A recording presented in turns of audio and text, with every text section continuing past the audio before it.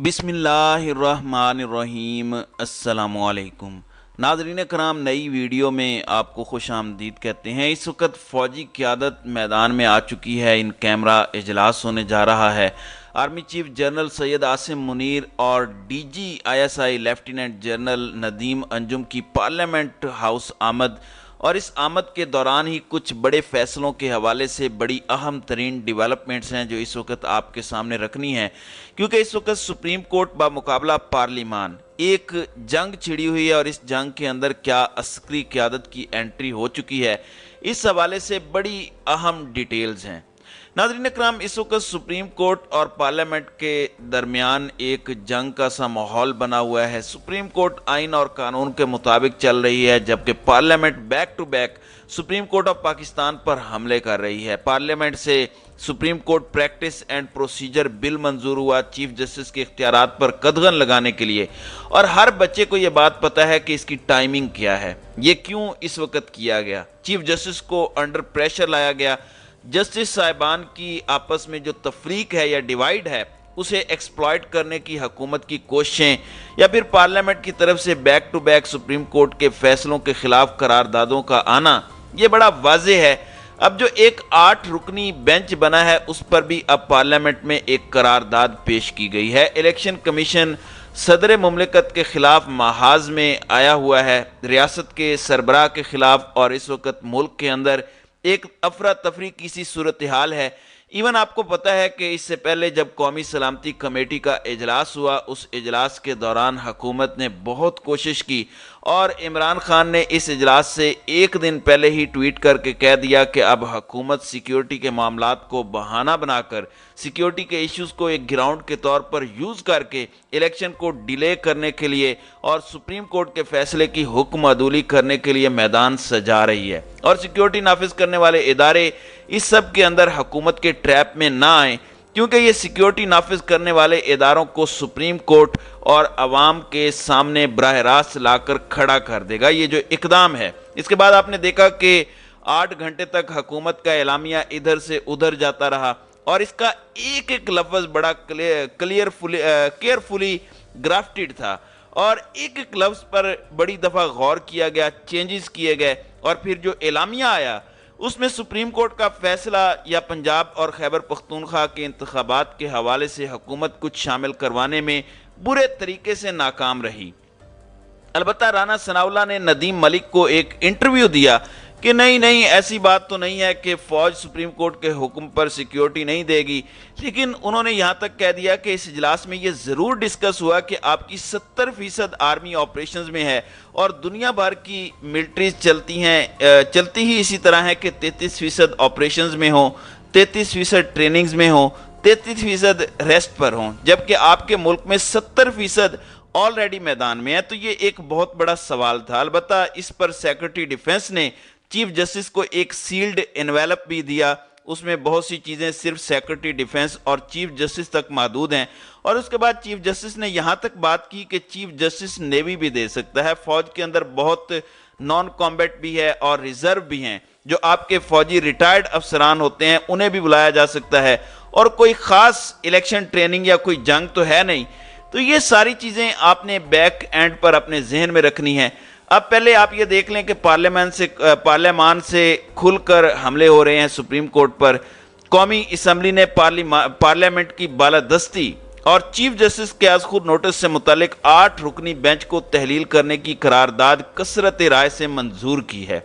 Speaker कौमी assembly राजा परवेज अशरफ की जेर सदारत होने वाले इजलास में रुकन असम्बली आगा रफ़ीउल्लाह की जानिब से सुप्रीम कोर्ट से मुतालिक और पार्लियामेंट की बालादस्ती से मुतालिक करारदाद पेश की। करारदाद में सुप्रीम कोर्ट प्रैक्टिस और प्रोसीजर बिल को समाअत के लिए बेंच मुकर्रर करने की मजम्मत करते हुए 8 रुकनी बेंच को तहलील करने का मुतालबा किया गया। करारदाद में कहा गया है कि यह पार्लियामेंट आइन साज इदारा है, आइन साजी पार्लियामेंट का इख्तियार है, ये सुप्रीम कोर्ट की मुदाखलत को तशवीश की नज़र से देखता है। सुप्रीम कोर्ट गैर मुनसिफाना फैसले कर रही है।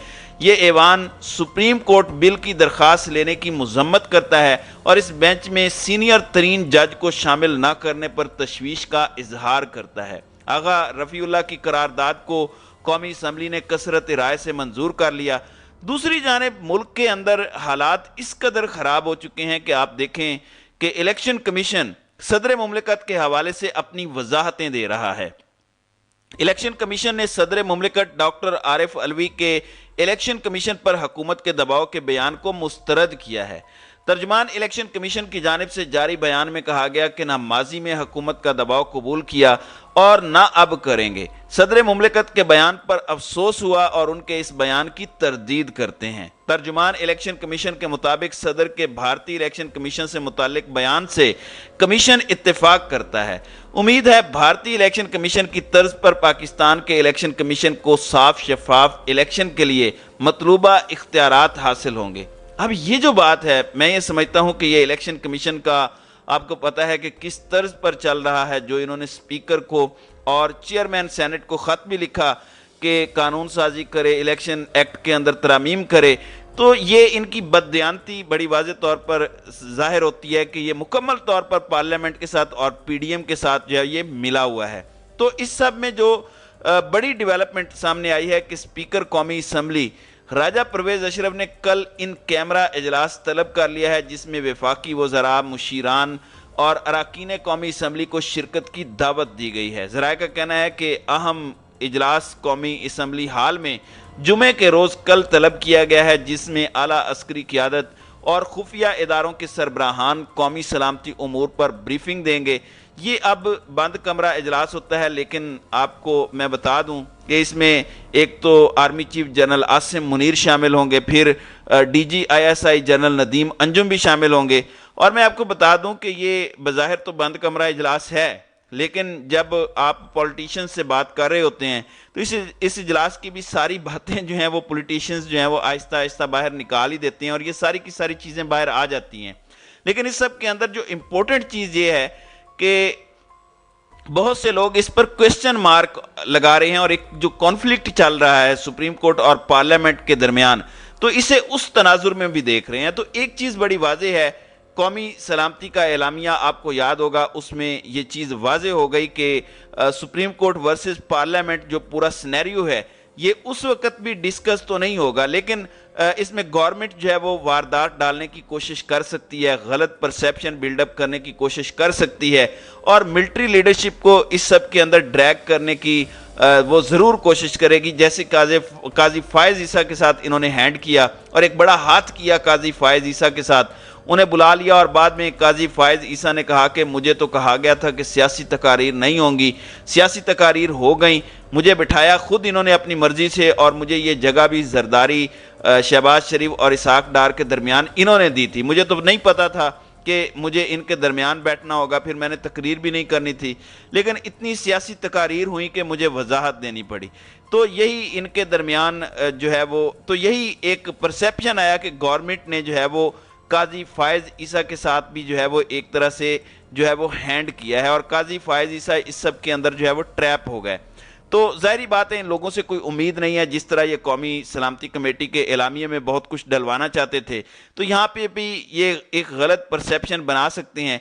लेकिन ऐसा कुछ मैं आपको कंफर्म कर सकता हूँ बहुत सारी इंफॉर्मेशंस की बुनियाद पर कि ऐसा कुछ डिस्कस नहीं होगा और फौज जो है वो अदलिया और पार्लियामेंट के दरमियान जारी कॉन्फ्लिक्ट के दरमियान नहीं आएगी और कोई किरदार अदा नहीं करेगी। तो नाज़रीन कराम, आपकी इस वीडियो के हवाले से क्या राय है?